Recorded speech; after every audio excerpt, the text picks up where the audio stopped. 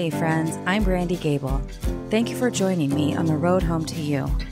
Here we offer hope and faith in Jesus to those who have been wounded by others, caught up in addiction, or afflicted by the storms of life. Every week I sit down with someone who's traveled those long, hard roads and met Jesus along the way. I invite you to join me as I talk with real people about real issues that really matter.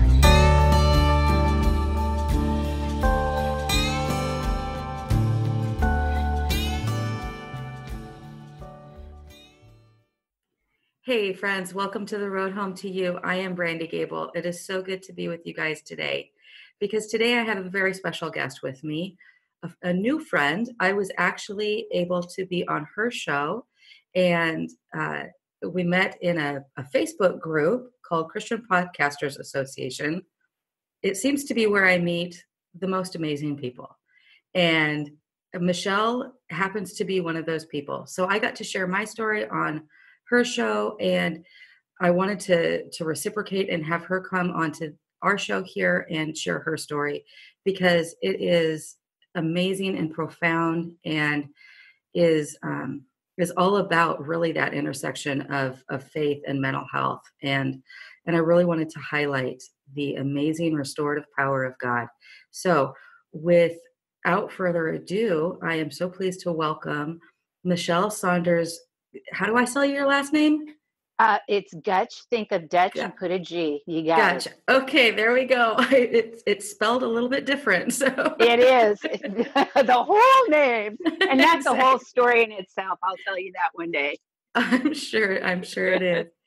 So Mischelle, you have a show and a ministry, and not a nonprofit ministry called Altered Stories, and I wanted to let you have a little chance to explain kind of what that ministry is all about.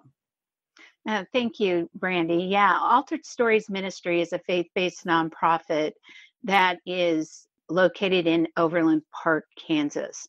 We've been in existence not quite a year, and I'm the founder of that nonprofit. What we do, our mission is essentially our helping Christian women share their amazing God stories so women across the world can hear them. Now, the primary mission is that we have an evangelistic commission, and we also have another offshoot of that ministry, and that is we bring on bloggers, and they also minister to those women that have an interest in our ministry. So, that's kind of it in a nutshell. We're just kind of growing and trying to sustain. We have volunteers on a board, and we right now primarily use vendors to help us with a lot of what we're doing. The show is called Altered Stories Show. That's the actual podcast show where we bring the women on and have them share their God stories like you did. And we have only been doing that show since March of last year in terms of having it more formalized. I was doing podcasting, and it was in pilot mode first because I was trying to kind of determine if there really was a market for the podcast. And so that there are episodes that I was doing prior to us going out there on some of the major, podcast platforms. Right. So we're still sustaining. We're pretty much a remote ministry. And right now, God is just kind of using it. And we're starting to get more just, I guess, brand.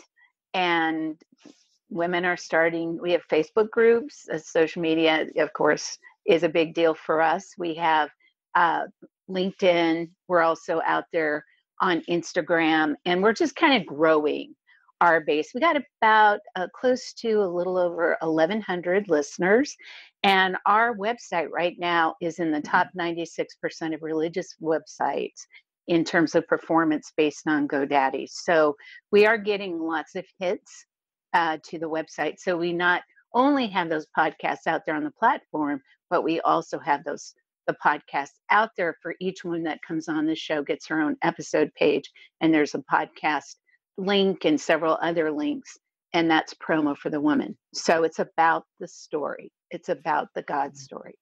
That's fantastic. I love that. I've over the past probably year and a half or two, I think actually since kind of starting this podcast, I've really been thinking a lot about how story works. What is the point of story? Because Jesus used stories to teach people constantly. That's He what a did. parable, and his whole life is, just this story pointing to our redemption. And the entire Bible itself is all a story pointing to the coming of Jesus. And story is such a powerful thing. And I think it's so important for us to learn how to tell our own story and how to listen to other people's stories, because everybody has a story. And everybody's story, even though there might be some very similar things in it, there's nuance and there's difference and there's different experiences and responses and all of those things that make us the beautiful, broken, screwed up people that we are. And I love to hear those stories. So I really appreciate what you're doing for women and giving them that power and that gift of learning how to tell their stories. I think Well, that's I love the way you recap that, and also how you noted it's a gift, because every woman's story is a gift. It's not only a win-win for her, but it's a gift for the woman that's hearing it. So there's absolutely. so much there. It's just profound in that way, Yeah. and stories make you relatable.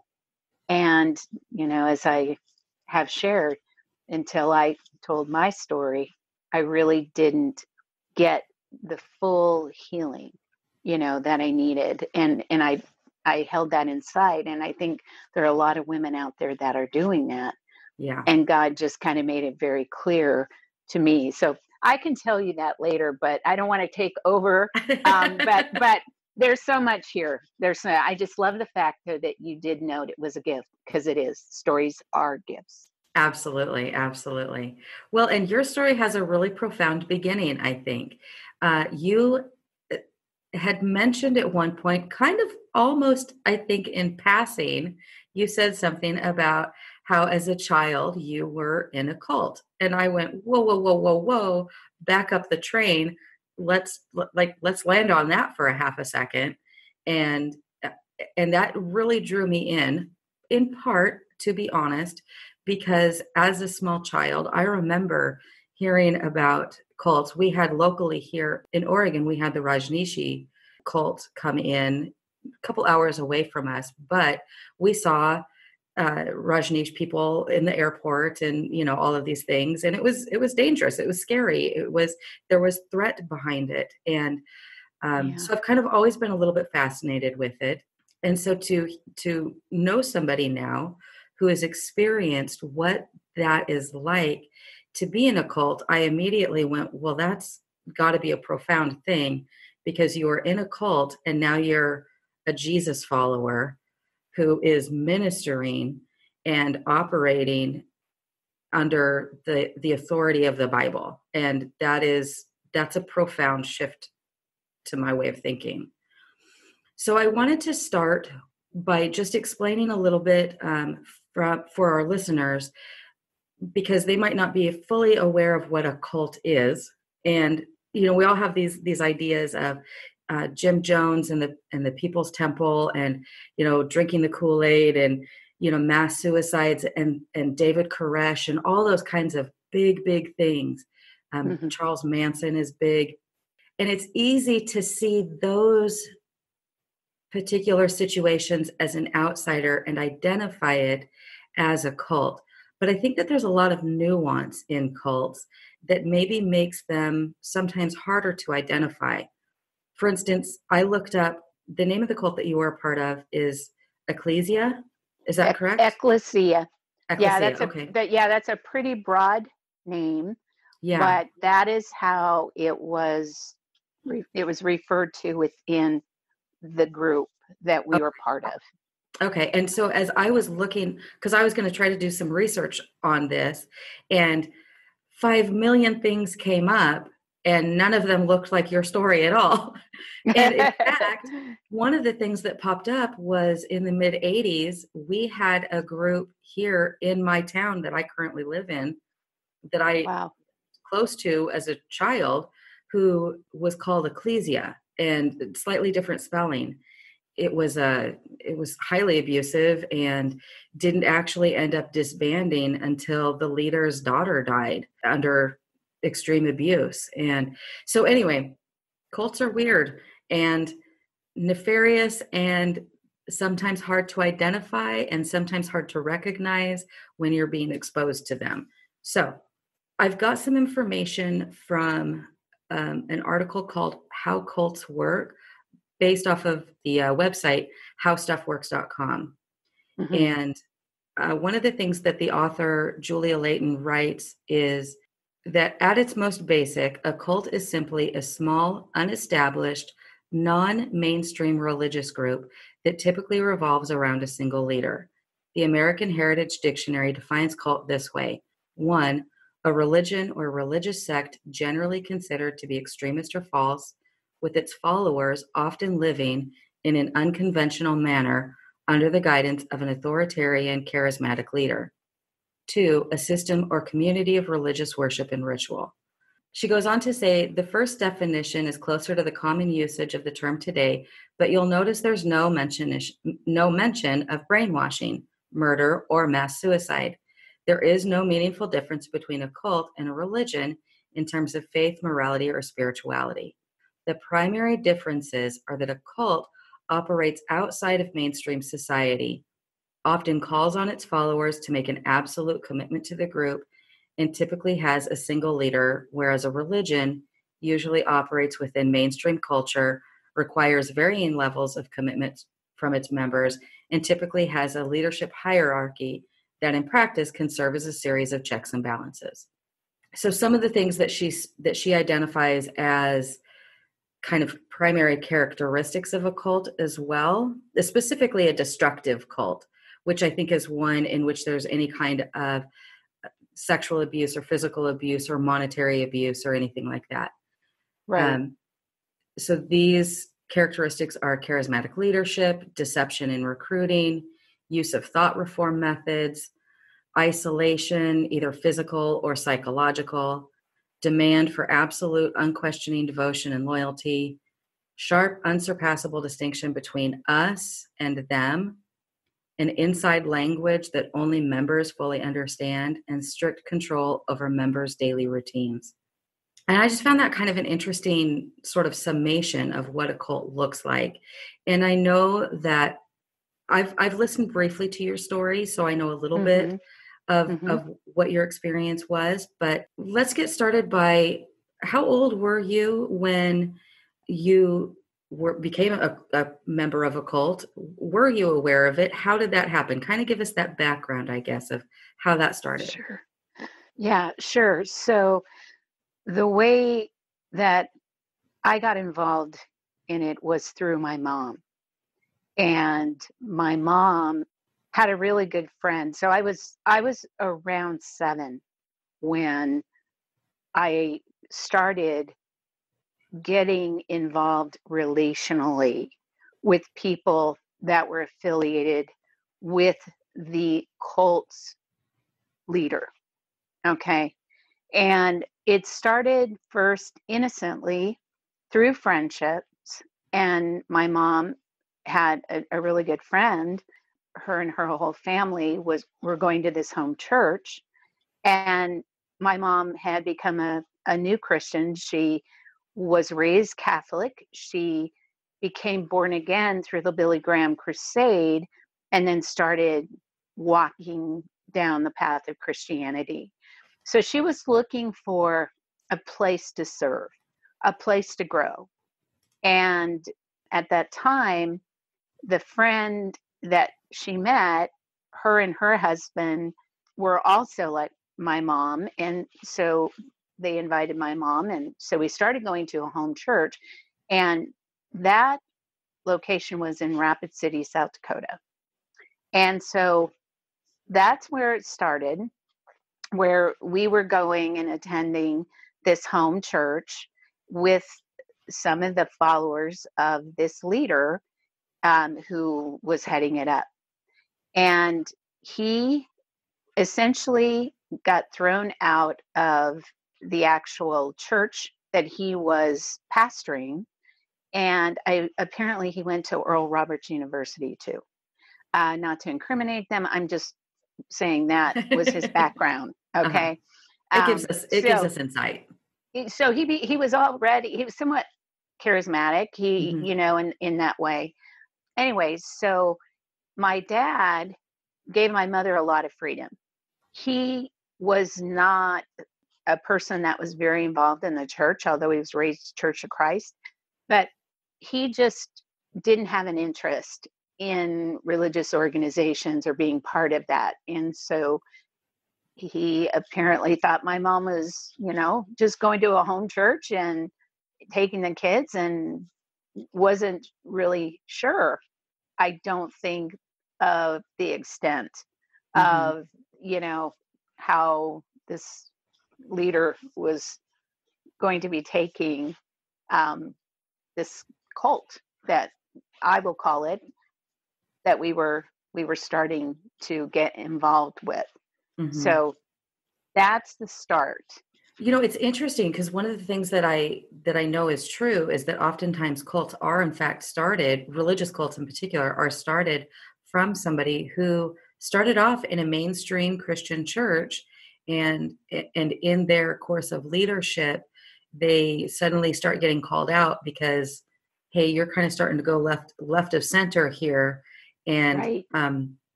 and I don't mean that in any kind of a political way, but they're starting to veer off of what Scripture says, and pretty soon their theology starts going kind of wonky, and they're asked to step away from leadership, or they just do step away from leadership and take this following that they've established with them, which it sounds like that's exactly what happened with this Yes. guy. And, I remember even at that age thinking he was an odd duck. I mean, he was just, Uh-huh. he was quite a bit older than his wife, and she had a former past. And, there's just a significant age difference. Mm-hmm. And, the son, who was her son, he apparently, I don't know if he adopted the son. I think so, because his last name was the same. Mm-hmm. Um, was kind of troubled. He was a troubled young man anyway, I think, from the brokenness or whatever had happened or occurred in his life previously. Anyway, there was a lot there, but I just remember back then, and it's kind of sketchy, some of my memory. Mm-hmm. Some of it I've chosen to put in the back of my mind so I don't have to recall some of this. Yeah. But yeah, he was definitely very stern, very authoritarian, very serious. And I just, think my mom, through the relationships that she was building through this home church, I think that she honestly, in her heart of hearts, thought she was serving God and this was the right way to be doing it. And so she wanted to raise, at the time, me and my brother and my baby sister. And my dad was, oh, this is okay. You're not, just so long as I know where you're going, I know what you're doing. It wasn't revealed until later. And Right. when they actually started getting more, you know, controlling in their ways and dominating. And when my dad was actually overseas, because my parents were both in the Air Force. Mm. And at that time, my mom was not. She had gotten out, stayed home with the kids. So, anyway, so I'm not sharing a ton of details, but I mean, I think for what you're asking, I'm hoping that gives the listeners some kind of Yeah. idea or some visualization of, Yeah. what I was experiencing. Well, and I think it's interesting too that you said that your mom was a new believer. She had been to a Billy Graham crusade. She had accepted Christ, and as a new believer, she found a place that seemed like, oh, this is a Christian church. Was putting on that front of Right. being a Christ following home church, which I'm sure in her mind, she thought, hey, this is going to be great. And, here's this built in community and, all this good stuff. And, that's the way they get you, I think, oftentimes is it all looks pretty good on the outside. And then it's only once you start really getting into it that you go, wait a minute, there's something that's not quite right here. And even if you can't Right. fully identify it, it seems like you were even sensing it then that something seems a little bit off. I might be only 7, but No, definitely. Yeah, it's just, I don't know. Yeah, I yeah, remember way back then going, this is just strange, even then.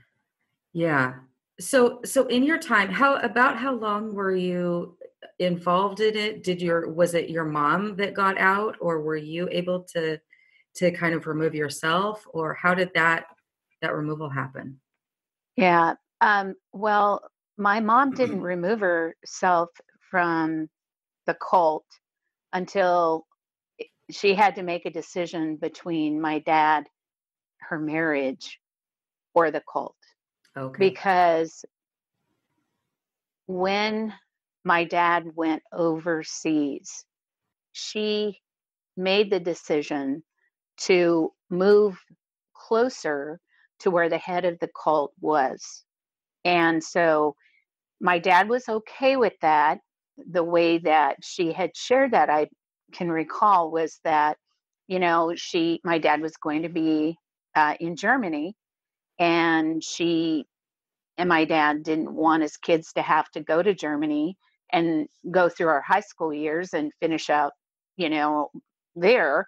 She wanted to raise us and keep us in the States. So, anyway, my dad agreed that she could move to where this cult leader relocated.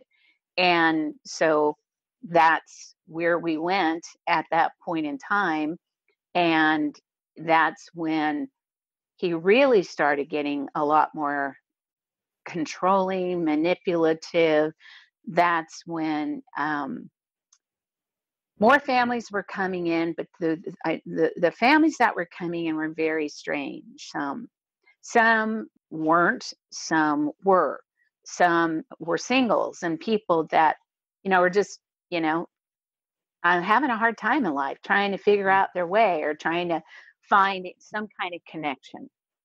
And so Yeah. it was almost like they were vulnerable people. He was profiling vulnerable people. And my dad was raised Church of Christ. He was not big on that. He didn't want to follow my mom in her faith journey. And unfortunately, she, like you said, found the right place to be able to go for her because she had friends there and they influenced her. So, unfortunately, a lot of his followers stayed, like, go in the place where he was and continued to follow him. And, we were one of the families that did that. Yeah. And, I just remember rebelling, when I was in fifth grade because, we weren't allowed to celebrate certain holidays and we had to hand out tracts. It was very difficult, at that age, because at that age, we just moved trying to make friendships. And, at that age, you're just looking for acceptance. And it just was very hard to have to live to the standards that they held to be able to be part of the group that he was leading. Mhm. And it was almost like were isolated. We, couldn't, certain things we couldn't do in school. That was an embarrassment to me, quite frankly. It was very difficult to deal with that.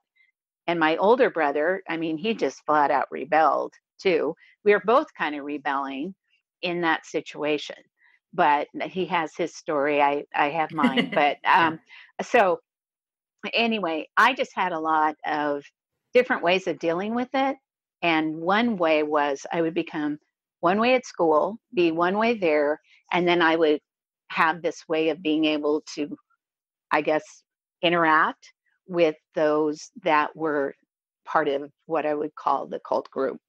And Mhm. so I had to kind of live two different lives, and it made it very, very difficult, to have to be that way. It's kind of crazy for Yeah. like a 9-year-old and 10-year-old. And then it Yeah. just started getting deeper. I mean, then that's when he started bringing in more of the off, really crazy off way of thinking around introducing sexuality and introducing different ways of being able to be intimate with the Lord. And I mean, just crazy stuff, and then ridiculing people, if they weren't doing everything you wanted to do. And then you put a sermon around it, and then just trying to take control as the head of household. Mhm. And because my dad was overseas at that time, he didn't know the day to day things that were going on. Right. And of course, then my brother had a complete rebellion, left home, and my dad took emergency leave and came in. And then we had moved again to, at that time, we moved to Billings, Montana, where he had moved to again. We had moved there to live, and my dad was going to retire out of the Air Force there. And so that was an agreed upon place. Long story, but all I know is that it came to crises eventually. And that required my dad to take an emergency leave because my brother, because of the imposed restrictions and the difficult ways of having to live to the standards that they held for you to be part of the group, which, you couldn't wear makeup, you couldn't watch TV. I think certain holidays we couldn't participate in. We only could hang out with those that were in the group. It was almost like we would have to take our family issues to him to deal with, to reconcile with. Kids were turning on their parents. I mean, it was messy. It was Wow. getting really messy because no one could trust anyone else because they didn't know if they were going to go to this leader. And of course, then the whole thing came out in the media. Mm. At some point, it went public. And I think that's kind of between my parents pretty much losing custody of my brother. And he left because of the circumstances. My brother said he would not go back home. He kept running away and he would not go back home. And so my parents essentially lost custody of my brother at that point. And then, of course, I just started really rebelling. Like I said, I was rebelling anyway, but my grades dropped. I started skipping school. I just at sixth grade, I don't know how you can rebel, how much you can rebel, but I was rebelling Yeah. then. Yeah. I know. I just really didn't quite understand all of the dynamics and why they were happening and the different things that we were seeing. I think it got really bad when we were as the the group was starting to segregate women and men, and then they were having these definitely different ways of interacting, in these groups, and there was essentially sexual. I found out later from a counselor it was sexual assault. I mean, we were Mhm. essentially, you know, being put in situations where there was things we shouldn't have been participating in, touches we shouldn't have had, those kind of things. And that in itself will really mess up a kid. Yeah. Yeah. So I mean, I don't know how, it's by God's grace that I really didn't get affected like some of Mhm. the people. I mean, he couldn't keep people consistent, of course. There were, families coming and going and coming and going. There were a consistent group, but, so from the age of 7 up until I would say I was probably 11, 12 is Okay. how long I was uh, in that, in that situation. Well, and I know that, oftentimes rebellion is often seen as a child's way of trying to kind of test boundaries and kind of Hmm. develop their own personhood and all of those things, which I think, oftentimes is probably true. But I know too that rebellion is often a way of saying, hey, look at me. There is a problem happening here, especially when you're somebody who's always been a pretty happy-go-lucky kid, or you've always been a really good student, or you've Right. always been pretty compliant, and now all of a sudden you've had this personality shift. And I think oftentimes as adults, as educators, and people just within the community, we look at rebellious kids and we think, oh, that's just them testing their wings. But it might also be a sign of something going on behind closed doors that we're just not aware of, and maybe it's worth probing a little bit deeper. And had your teachers kind of maybe checked in and said, hey, what's up with Michelle? Why is she skipping class? Why are her grades tanking? And what's happening here? Maybe light would have been brought to the situation a little bit sooner, possibly. Possibly. I can tell you, I was a straight A student, academic achiever, in just the kind of person I was in my personality anyway. And I'll never forget, you know, when I started rebelling, I just started hanging around with some not so great kids, Hmm. stealing from my mom's purse. Like I said, I started smoking. I mean, my teacher, the way he dealt with it was, put me in the principal's office. I mean, Because and that's helpful. yeah, I mean, that is what I had to deal with. But I mean, my grades tanked completely. Yeah. And now looking back in retrospect, you know, I'm just grateful I recovered from that Yeah. because it was not pretty. And I was a teacher's pet. Even I think my fifth grade teacher was really compassionate, and it wasn't as bad then. It was my sixth grade year. Well, that was probably the worst. Yeah. And that's when all the other stuff was happening. And then my brother's situation. And Well, and, so, and sixth grade is such an awkward time too, because that's the time when your body's starting to go through puberty. So you're having all of these physical yes, changes and hormonal, and all of a sudden you're kind of aware of sexual feelings. And then when that exactly. gets tied up with something that is unhealthy and abusive, that can be a very scarring time and scary time for any kid. Yes, and I'm glad you understand that, looking back. I mean, I didn't realize the extent of that until I had to undergo some counseling. There was things going on in my life, and I had just suppressed this and, just suppressed it, keep going. Right. Eventually it's like a time bomb. It's a ticking time bomb if you don't tell someone, or you don't get it out, or you don't seek someone's counsel to help you process everything that you'd went through. Because Brandy, in today's age, if that had happened, you go to Yeah. jail. Parent Yeah. would go to jail. I mean, my mother was lucky that she didn't get hauled into jail. Yeah. And my dad, for I don't think truly my dad had a full understanding of everything that was happening the way he needed to. I think it was subtle. I think it eventually escalated. And I think when it did, my dad came to the full realization, and he's like, the door or me. Yeah. Yeah.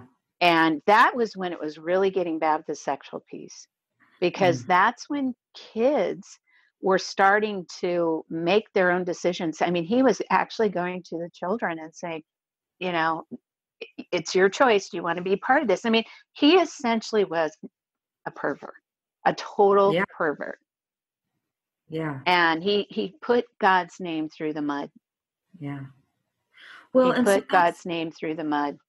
that's one of the things that I find so fascinating, Michelle, is the fact that, as a really impressionable youth, during those very formative years, you Hmm. experienced God in such a negative, abusive way, I did. and yet here you are as a grown woman who Hmm. for at least, the last 20 or so years, you know, has been serving the Lord in ministry and at work and in her home and all of those things. So what was I can imagine that it would be difficult to look at any faith without some kind of repulsion, without some kind of fear or whatever. So what was it? What was that process like in learning who God really is? Like, what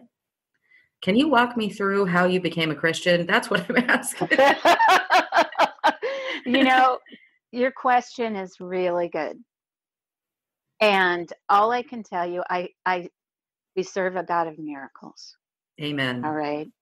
We serve a God of miracles. And he had a reason for me to go through that for the reason that I'm sitting here today talking to you. All right. Mhm. So I had a great experience with Jesus before my mom became a Christian. I had a great experience with Mm. Christians and loving Christians. I found Jesus in Providence, Rhode Island, in a Christian Missionary Alliance church at 5 years old. And Right. Jesus was real. I mean, so impacting to me. And the enemy tried to steal my salvation from me. And to steal, he tried to keep me from the calling that God had on my life, which is why I'm here with you today. Mhm. I can only tell you that we serve a God that knows us personally, that knows how to help us heal. And it was through many, many people, many situations that I was brought to a positive view of Christianity Mm. and of Christians. Because I can tell you, I despise Christians.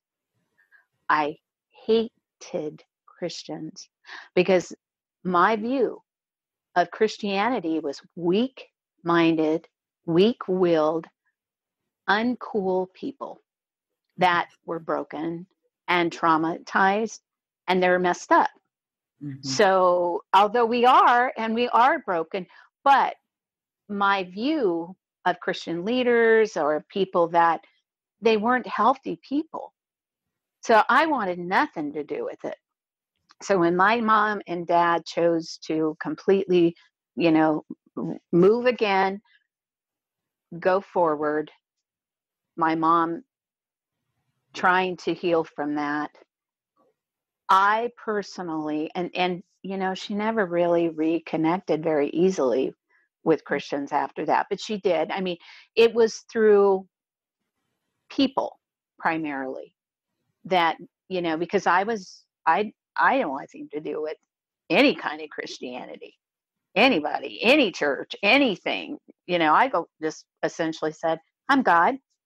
I'm going to trust anybody ever again. You couldn't even. I mean, I'm just going to lead my life my way, and that's kind of what I did for until probably God started bringing. Um, it started just with people like when I was 18, 17, 18. My best friend. It was churches that were very traditional, stable. The people just they weren't crazy charismatic or you know what I mean in that Yeah, way. yeah. I mean they were just, you want to call them the frozen chosen or whatever. I mean, I just know that I wanted to be very stable traditional types of people and faiths. So God brought friends to me, people that had those kind of backgrounds. He just knew how to draw the right people to me to give me, I guess, examples Mhm. of, people that I would consider to be healthy in that way. So honestly, I didn't really start leaning into wanting to go back to church, at any type of church or faith, until I was in my late 20s and I was pregnant with my daughter. So I would say from the season of, 13 years old all the way up until I was really ready to start serving God and feeling called through the Holy Spirit back into the church, that God started working on my heart. But in the process, He also brought several other people to me. And then I got married and, things like that. So, and I was never really super hateful, but I just didn't want to go there. I like any kind of televangelist or, anything that I would see outside the scope of a stability in an individual is where Yeah. I went. Yeah. Well, and that makes a lot of sense. Your trust was broken completely by this abusive man. And, presumably too, with your mom, Yes, here she's supposed to definitely. be the protector, and that didn't quite Yes, happen. And I know in recovery circles, the kind of number one thing, the way that you know that you're moving in recovery is because you're growing in trust. Trust is essential to the recovery process. And right. we need to trust people, even though people are the ones that hurt us. But ultimately, our trust has to be in God. But God uses people. So Yes, it's the very kind of almost counterintuitive thing that's happening. But I love the fact that it was through people coming in and just showing you love and grace and compassion and giving you bits of truth that continued to grow your trust in other people, so that right. you could learn that maybe I can trust this God again, and open up to that. And um I had and a lot again, of favor. I had a lot of favor. God yeah. gave me a lot of favor in the workplace. He gave me favor at school, because it was almost like God was restoring Hmm. once we were able to break free, and I started excelling in school, excelling in my academics, excelling in all the activities and things that I was involved in. God, I think God was just trying to say, in His way, this is not going to keep you from being all that you need to be. You can Yeah. make it better or Yeah. better. And, I never discounted it, but I've always said, you know what? There's a lot worse things in life. I mean, Yeah. and I will tell you something, Brandy. When we broke free, I lived my life differently. I Hmm. celebrate life. I was in prison and God set me free. He set my mom free. He set my family, even though there's still healing in some areas in some of my siblings, I believe, and just that's me. Or there's, my dad. I think he's starting to also see some things in his life. I mean, God is a loving God. He has Hmm. our back. And it wasn't God's fault that Yeah. this happened. My mother, in my opinion, had some mental health issues that should have been addressed. There was a need, there was brokenness, and she didn't fully recover from things that she needed to and got the discipling she needed and got into healthy situations and healthy friendships to get her to a good place in her life. And Hmm. she had to go through this. And unfortunately, in her heart of hearts, she did not think she was doing anything to hurt her kids. Yeah. And before she passed away, she did ask us all for forgiveness. She knew, there was things that she did, and I think she carried that burden in her heart, but the Lord was gracious and we were able to restore before she passed our relationship. And she was so excited about what I was doing with Altered Stories. And for her to know that you and I are having this conversation. I mean, I told her I was going to go public, Yeah. at some point. God was calling me this, and she knew. So she's in heaven right now, and she's probably smiling at us Yep. and saying, go, go, go. No, no, anyway. But I mean, so, God, I want people to see that you make things in your life better, or you walk in bitterness, you walk in freedom, you move on. There's a lot of hard things, yes, that came out of it. But God, through his graciousness, did give me a second chance, and did through, my 30s, my 40s. I mean, it was hard going through the realization that I was sexually abused. I mean, through Mhm. that circumstance that we went through, and that was Yeah. hard for me to process.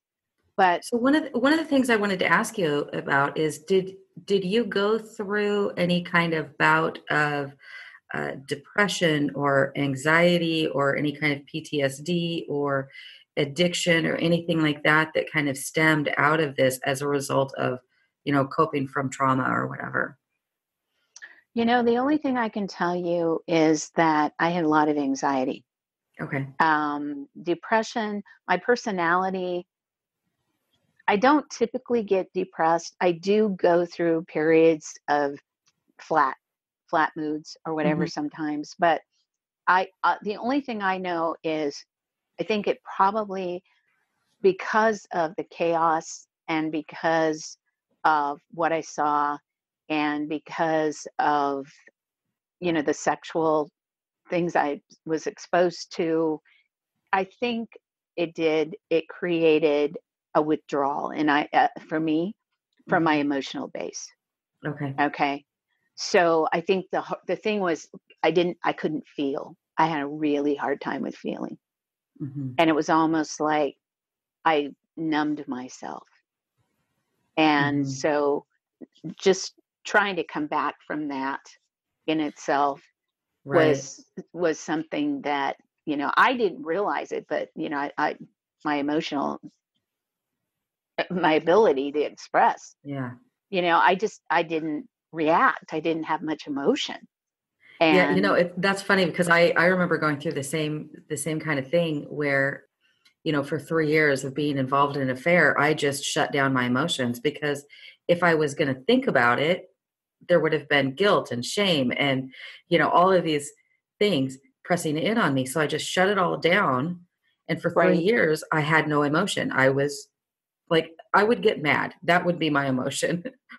I was either fine or really, really mad. That was it. And Yeah.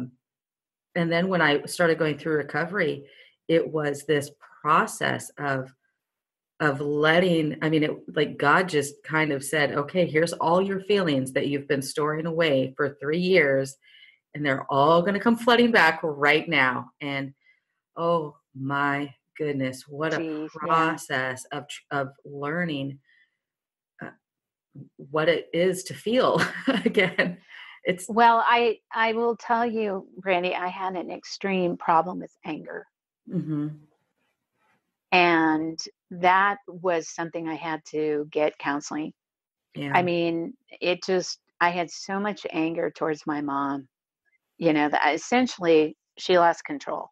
She essentially lost control of me, because at that point in time, I was already in rebellion, anyway. But I just, oh man, I had so much anger against her. yeah, And that's the only thing I can remember, is I still had a lot of anger management and anger.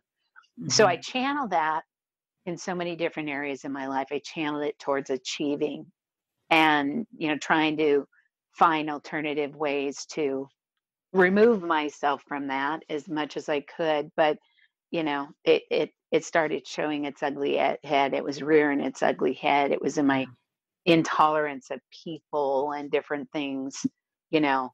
And so I definitely had to revisualize through my counseling, and it affected my stress level.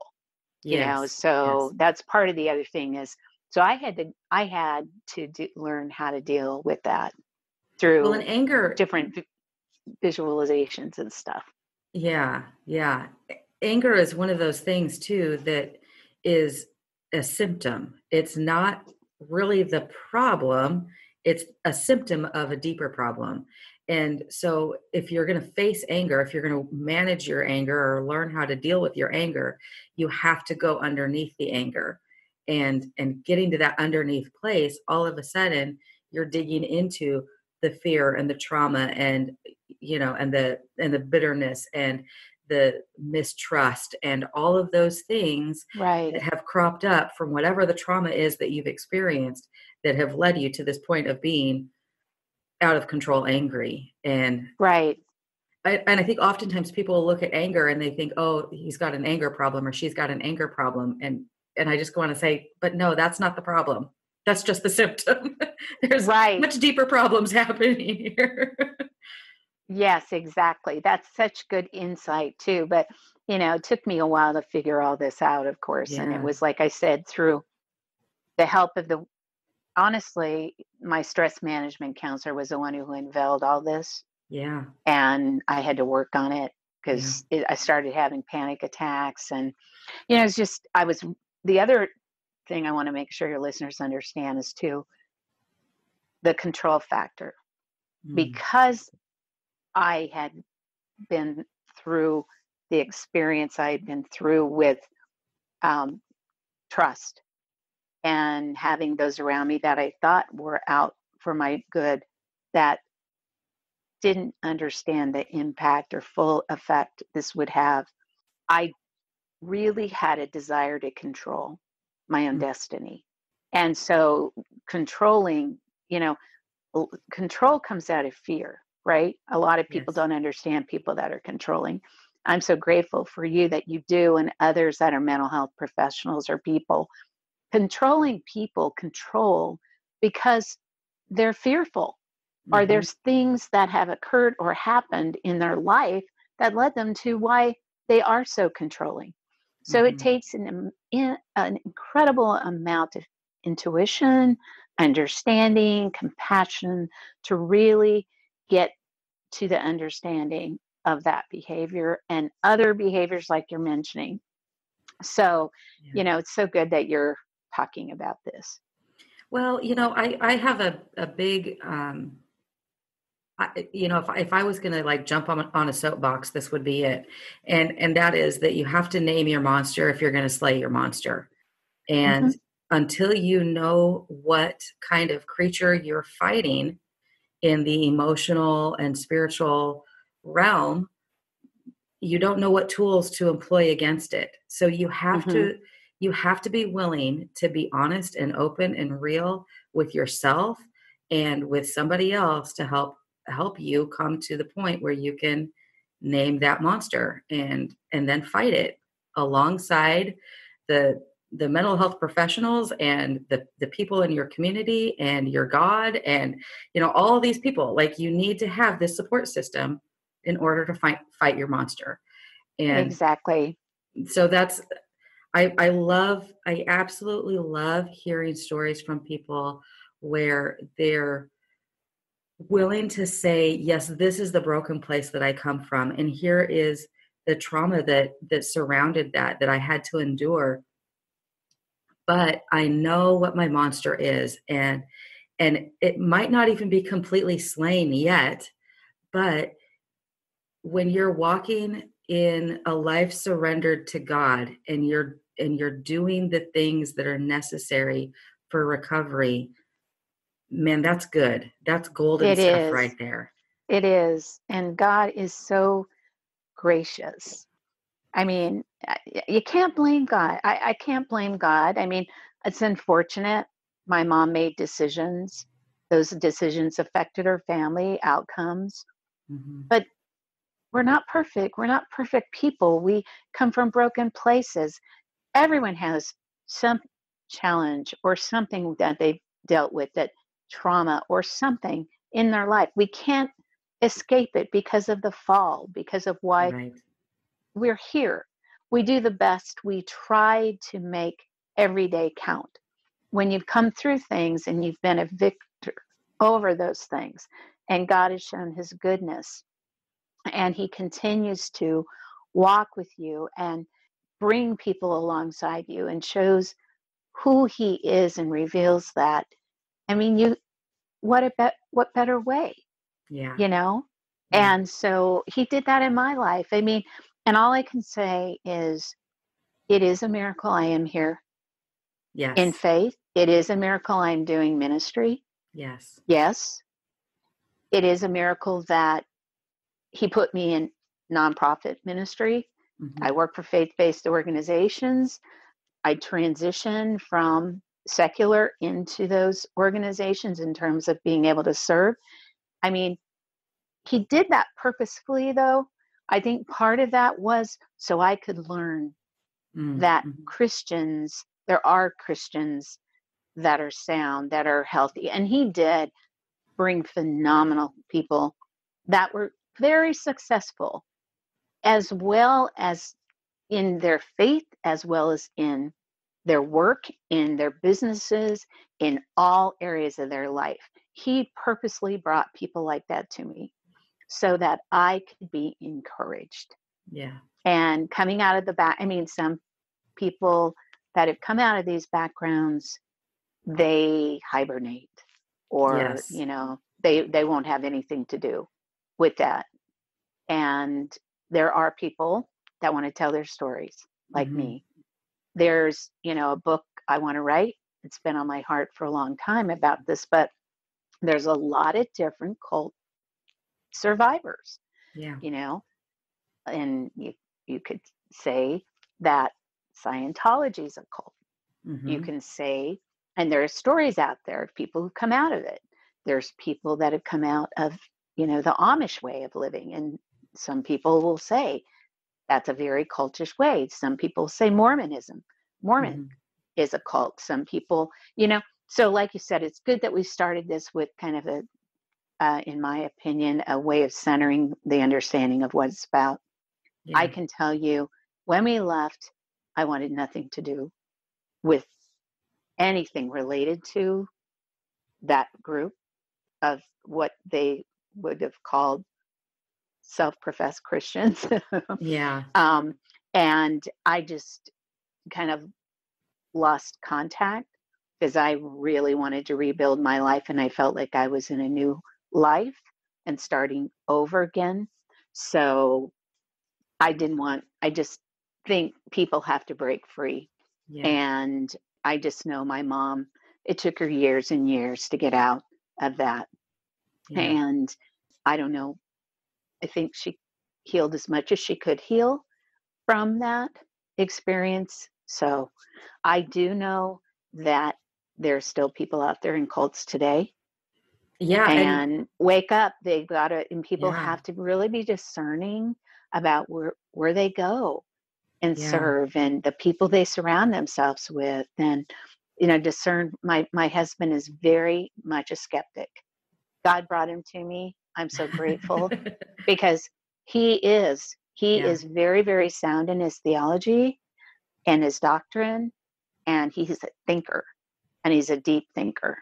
And Hmm. so, for him to be in my life is really good because we talk through things intellectually, and other discernment Right. conversations about different things that are going on in different religious leaders or pastors or different doctrines that are out there and things like that. So Yeah. Yeah. I'm grateful to be where I'm at. When you're talking about how there are cults out there still, for sure. And I think that I really want to highlight the fact that they might not look the way you expect them to look.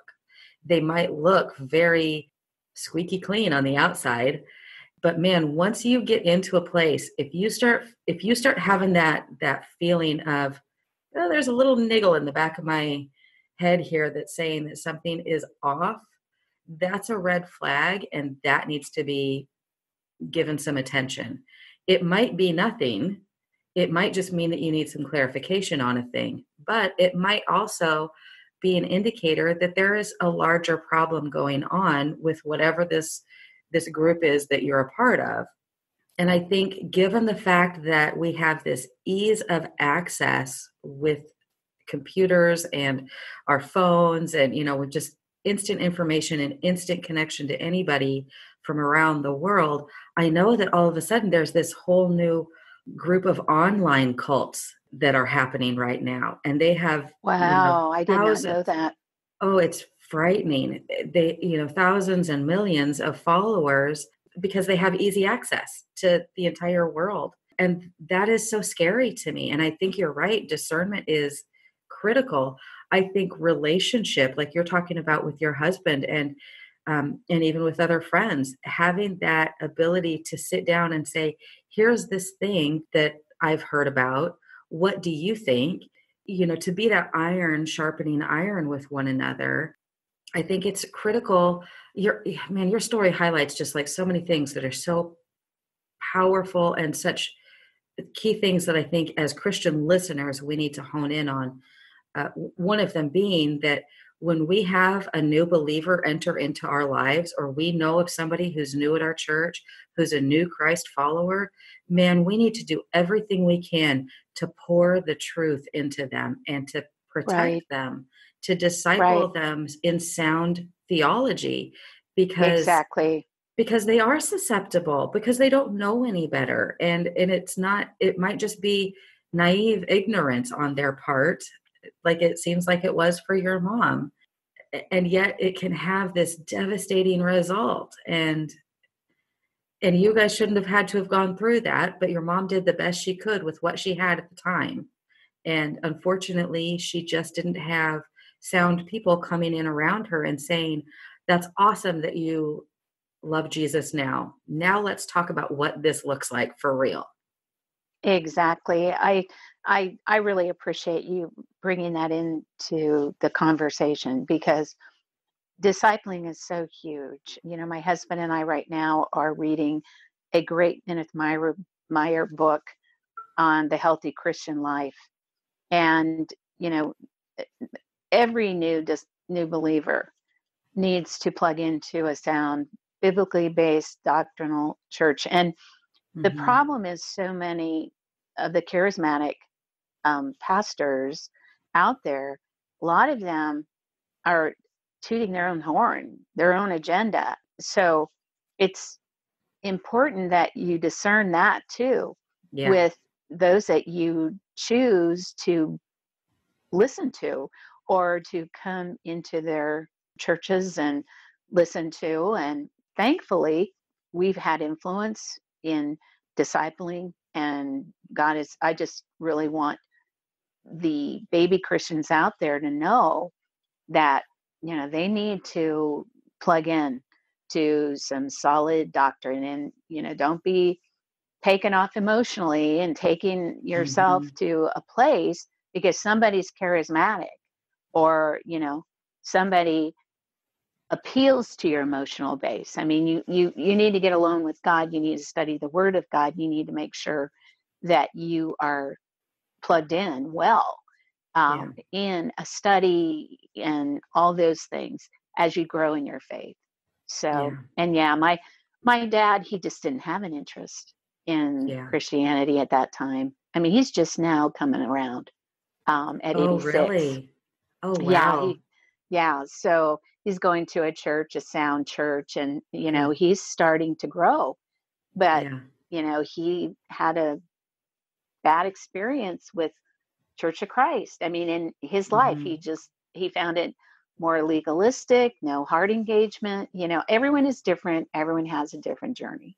So I'm not trying to incriminate different denominations or be critical in any way. I'm just saying what my story is. And that's my story. I'm sticking to it.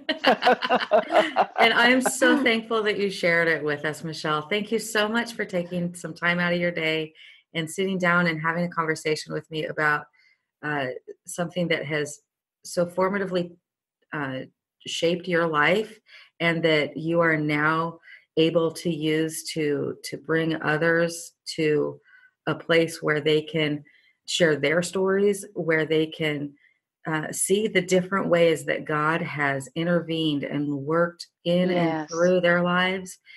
I'm so thankful for your willingness to stand up and say, hey, this is this cool thing that God did. Let me tell you about it. I really appreciate that, Mischelle. Well, thank you. It's a blessing to be able to do it. Every single time I tell this story comes out differently. That's the thing about telling your story. Yeah, You may tell it over and over and over again, but God uses it different ways for different audiences, for different people.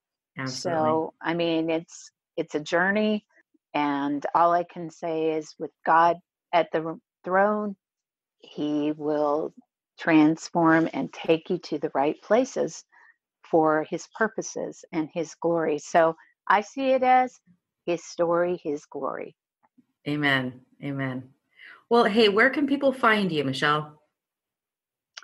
Well, for those that have an interest in talking with me further about my background or learning more about Altered Stories Ministry, or, maybe they're struggling and having a hard time and their discernment, or maybe they've come through or they're questioning some things, you can go to my website at www.alteredstories.org. There, they can shoot me an email, comments, anything there is fine. They can also do send me an email at msaunders@gmail.com. That's kind of a hard spelling. That's why I recommend people just go to the website, because my name is it is challenging for people It to is. even talk about. So, I and love you, so but your name is whack. it's whack.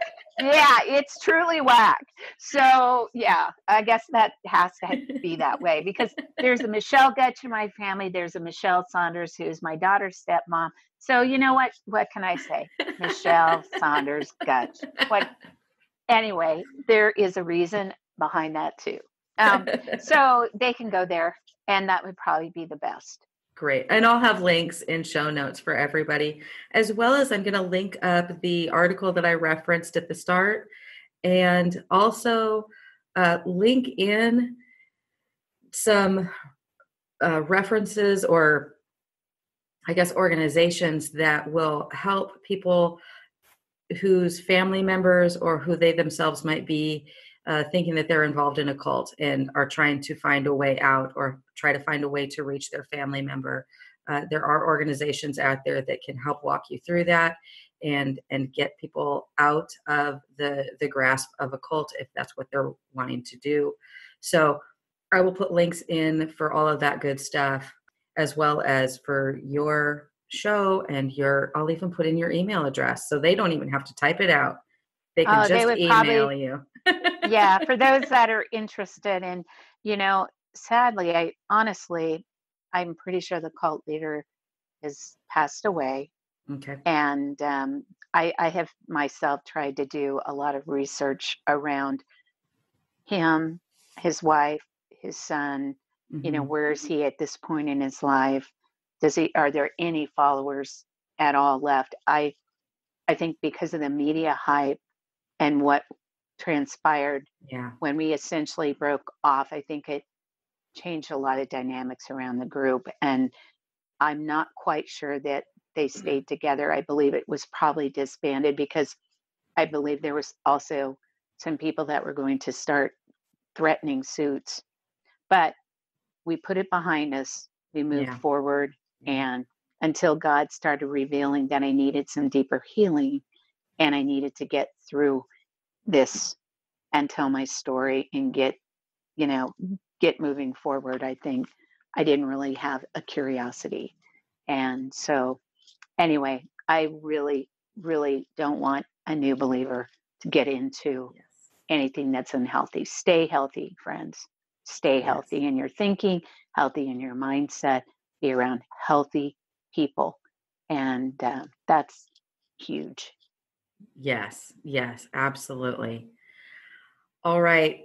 Thank you again so much, Mischelle. It's been a delight talking with you. Friends listening, thank you so much for joining us today. I hope that you have been blessed and encouraged and strengthened in your understanding of what it might look like for somebody who's walking out of this kind of a situation, and how you could come alongside them, and how you might even be able to identify some kind of red flags in situations yourself. And also, hopefully, more than anything, it's going to encourage you to want to press into your own story, to begin to see what God has done in your life, how you can share your story with those around you, to strengthen your own faith, to build up your own testimony, to strengthen the faith of others, to encourage, to inspire, and to give glory to God. That is Yes. what Mischelle is passionate about. It is one of the things that I am passionate about. And I hope and pray that you will do those things, listeners. Thank you so much for joining us. Be sure to go to the show notes at roadhometoyou.com, and I'll have links to all of the things that we've mentioned there. Have an awesome day, you guys. Love God, love people, pray hard, and I'll see you next time. Bye-bye.